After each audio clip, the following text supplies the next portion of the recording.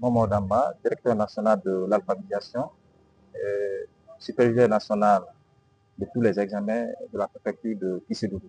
Et Dieu merci, comme vous l'avez constaté, les deux examens se sont bien déroulés, sans incidence. Et nous l'espérons aussi pour ce dernier examen.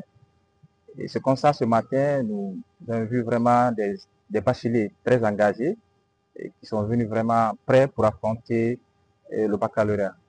Ce qui fait que la sensibilisation par rapport aux interdits dans les centres a commencé par moi-même, le TPE et tout le monde, euh, pour un respect strict de ces interdits, parce que l'instruction vient de M. le ministre.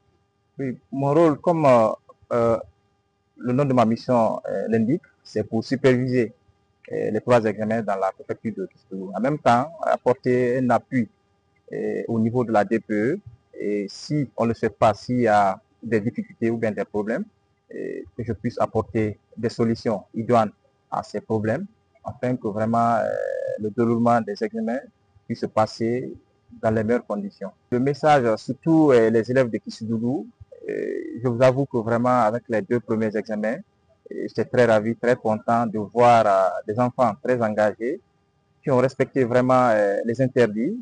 Et j'ai même lancé des pièges dans certaines salles pour voir est-ce qu'il y a des enfants qui ont tenté de faire venir, comment on appelle, les téléphones. Et vraiment, les enfants m'ont dit que, franchement, monsieur le superviseur, on nous a interdit de venir avec les téléphones dans les centres.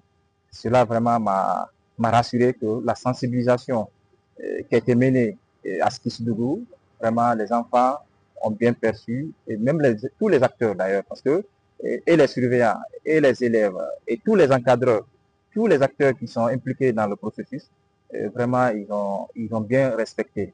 Et c'est ce qui, d'ailleurs, a facilité aussi mon travail dans la préfecture, parce que comme le coordinateur l'a dit, dans la région, un seul éliminé, et cela veut dire que vraiment, il y a du sérieux sur le terrain.